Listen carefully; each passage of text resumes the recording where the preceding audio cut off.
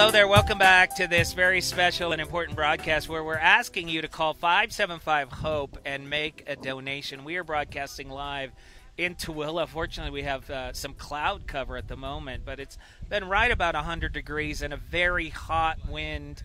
And that wind, I'm sure, was similar as the wind that was here the night that this fire erupted and took out 10 homes and leveled them. I mean, there is absolutely nothing left. We have another resident of this community, Christy, joins us. Christy, you were home the night of the fire? Yes, I was, yes. And how did you first become aware that something was wrong? A kid down the street that lives down a block or so was here talking to me, and he left, and then 3 minutes later he came pounding on the back door saying, "You got to get out, there's a fire. And I walked out, and there was just a flame right there at the end of the road. And what did you do then? I just went to the neighbors, Mr. and Miss Butters over there, and tried to wake them up. They were an older couple, and they wouldn't answer the door, so I was looking for their hose because their pine tree right there in front. Yeah, right on the edge of their property. Yeah, right? Ignited, and I couldn't wake them up, so I just was trying to wet things down, and then all of a sudden the wind just took it from that pine tree and jumped the fence and came over here to the house. By then, I was more worried about them, and the cops came and they got them away. They got the Butters out, right? Yes, yeah. And then what did you do then once that it had crossed the street and you could see actual homes on fire? I was still trying to worrying about their house, and then the cop told me to get back. And so I came back over here to my house and had the hose, and the firemen came then, and then they just told me to go. They wouldn't let me take my car or nothing. It had gotten so big and over here flaming, and they just made me keep going. Maybe kept moving his back, and it was, it was bad. It was really something. Now, the fire kind of came up your backyard. Did it come close to your home on the backside? Well, by then, I thought my house was gone. Yeah. I thought it was gone because of the flame there, and they moved us out of here and told us to go down the road, and because it kept going. They kept moving us down the road, and I walked around to the backside of the field over here, and I couldn't tell if my house was gone or not, but I seen my shed burning, and so it kind of just did a little circle around these three houses. Yeah, so you guys the fire was behind you, It was in front of you, it was on the side of the Butters. And it burned the house kitty-cornered behind me Right. there and back there, and then the one straight behind me, it didn't touch.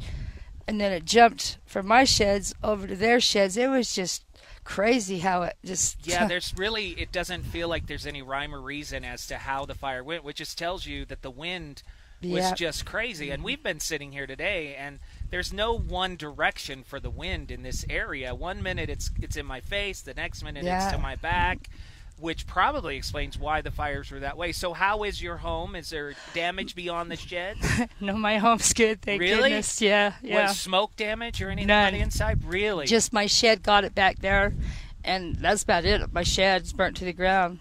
That's it. Wow. I lucked out. Yeah. And the Butters, their sheds back there got it. And that's it. Their home didn't get no damage either. And then my neighbor there, only the sheds. Only the sheds. And then that neighbor down there, their backyard got burnt and started going. And then the two houses there, it was starting to come back around. Her house is burned on this side, and then the vinyl's burnt on their side. Oh, yeah, I saw that coming Yeah, in. Really, so, just hard to understand how the flames traveled that night. Yeah. What do you know of your neighbors here across the street? Is everybody okay that you're aware of? They're okay. I seen them over here last night going through their stuff and just looking at it, But they got out. They got their cars out, the main thing. Everybody was getting their cars out.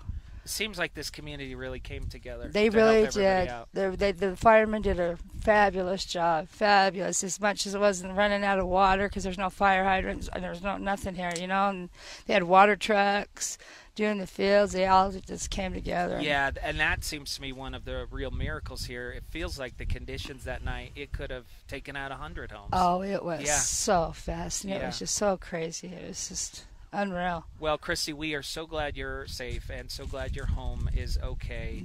Is there anything you would like to say to our listeners about why they should donate some money today? Well, because half of us didn't have home insurance. Half of them didn't have home insurance at all. And, they're just hard workers and just live paycheck to paycheck. They really need help. And lost everything, completely Yeah. starting over from the ground up. Yeah. Chrissy, thank you for sharing your story. Again, we're glad you're okay. Thank you. And you'll be glad to know many of our listeners have stepped up. Their phones are ringing, and people Great. care. Thank and you. they are standing with Tooele. So Thank you. yes, thank you. Thank So you. again, that number 575-HOPE. Please take a few minutes. We have people standing by right now. To those of you who have done so, thank you so much. And please take a few minutes to share on your social media and get other people to donate. And to those who have been on the program with us to share your stories, thank you. I know it's not easy, but it's important that we stand today with Tooele.